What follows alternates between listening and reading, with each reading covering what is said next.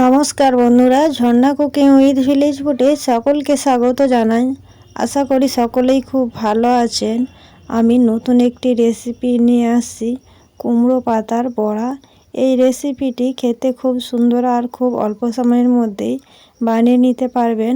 গরম ভাতে প্রথম পাতে মুচমুচে এই কুমড়ো শাকের বড়া খেতে কিন্তু দারুণ লাগে।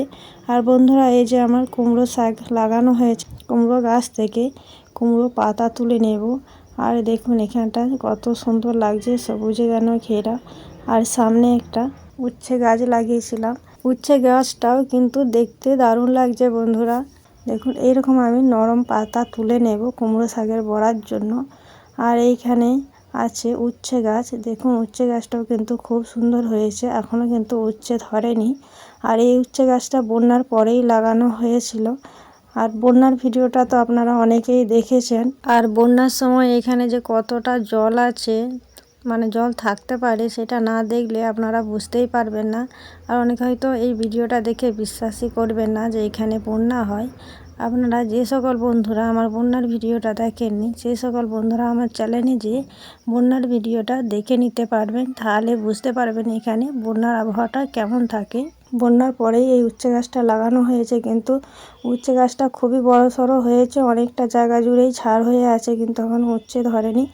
আর আমি কুমড়ো পাতা তুলে পরিষ্কার করে ধুয়ে নিয়েছি, নিয়ে কিছু কেটে নিয়েছি। আর একটা আমি কিভাবে কেটে নিয়েছি সেইটাই আপনাদের সঙ্গে দেখাবো।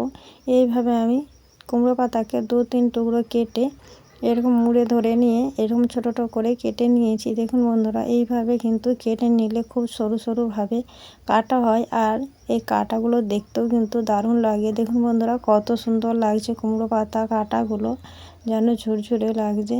এরপর আমি মুসুর ডাল ভিজিয়ে নিয়েছিলাম, ভিজিয়ে নিয়ে বেটে নিয়েছি খুব মিহি করে। আমি শিলনোড়াতে বেটেছি, আপনারা চাইলে মিক্সিতেও বেটে নিতে পারেন।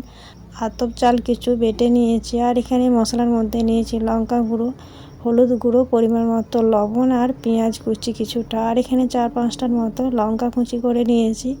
এরপর কুমড়ো পাতার সঙ্গে আমি মুসুর ডালটা দিয়ে দিলাম, আর দিলাম আলো চাল বাটা। এরপর আমি কিছু মশলা দেব। এই প্লেটের মধ্যে আমি সব কিছুই পরিমাণ মতো নিয়েছি, আর প্লেট সহ আমি এই কুমড়ো পাতার সঙ্গে ঢেলে দিলাম। এরপর দেব কাঁচা লঙ্কা কুচি। কাঁচা লঙ্কা কুচিগুলোও কিন্তু আমি সব এই কুমড়ো পাতার সঙ্গে ঢেলে দিলাম। এরপর হাত দিয়ে খুব ভালো করে আমি এই কুমড়ো পাতার সঙ্গে আলো চাল আর কলাই বাটা ভালো করে মিশিয়ে নেব। এইভাবে চটকে চটকে খুব সুন্দর করে মিশিয়ে নেব। এতে কিন্তু কোনো জল ব্যবহার করা যাবে না। এই ডালের মধ্যে চালগুঁড়ির সাথে যে জলভাবটা আছে তার মধ্যে দিয়েই কিন্তু মাখানো হয়ে যাবে। কলাই আর আলো চাল বাটার সময় কিন্তু কোনো জল দিইনি, ভিজা অবস্থা থাকাতেই কিন্তু আমি ছেঁকে বেটে নিয়েছিলাম। কুমড়ো পাতার সঙ্গে আমি সব কিছু খুব ভালো করে মাখিয়ে নিয়েছি। এরপর আমি উনুন ধরিয়ে উনুনের উপরে কড়া বসিয়ে দিয়েছি। আর কড়া খুব ভালো মতো গরম হয়ে গেছে। কড়ার মধ্যে দিলাম পরিমাণ মতো সাদা তেল। তেল গরম হয়ে গেছে, তেল আমি কড়ার চারপাশে খুন্তি নিয়ে খুব ভালো করে মাখিয়ে নিলাম। এরপর আমি এই ব্যাটার থেকে অল্প অল্প নিয়ে এইরকম বড়ার আকার করে আমি এই তেলের মধ্যে ছেড়ে দেব। এই তেলের মধ্যে যতগুলো ধরে আমি ততগুলোই দেব, খুব বেশি দিয়ে একদম ভাজবো না, অল্প অল্প দিয়েই ভেজে নেব। নিচের দিক হতে আমি একটু সময় দেব। নিচের দিক হয়ে গেছে, এরপর উল্টে পাল্টে আমি লাল করে ভেজে নেব। আর বড়া ভাজার সময় কিন্তু আঁচ বাড়িয়ে দিলে চলবে না, হালকা আঁচেই কিন্তু ভেজে নিতে হবে। আঁচ বাড়িয়ে দিলে উপরে কালার হয়ে যাবে কিন্তু ভেতরে কাঁচা রয়ে যাবে, তাই হালকা আঁচে কিছু সময় নিয়ে আমি বড়াগুলো লাল লাল করে ভেজে নেব। কিছু সময় নিয়ে বড়া আমি উল্টে পাল্টে লাল করে ভেজে নিয়েছি। দেখুন বন্ধুরা, বড়ার কিন্তু কালার সুন্দর এসে গেছে। এরপর আমি একটি একটি করে এই পাত্রের মধ্যে তুলে নেব। আর বন্ধুরা, এই কুমড়ো শাকের বড়া কিন্তু খেতে দুর্দান্ত হয়েছে। আপনারা একবার হলেও এইরকম একটা রেসিপি ট্রাই করে দেখবেন, তারপর আমাকে কমেন্ট করে বলবেন কেমন হয়েছে।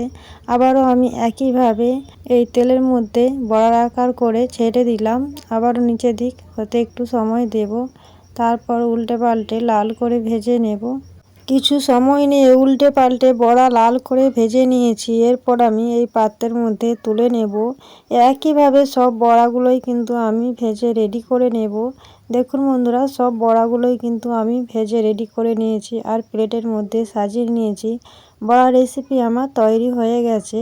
আশা করি আমার এই ভিডিও আপনাদের ভালো লেগেছে। ভিডিওটি ভালো লাগলে লাইক করবেন, বন্ধুদের সঙ্গে শেয়ার করবেন। রেসিপিটি কেমন লাগলো কমেন্ট করে জানাবেন।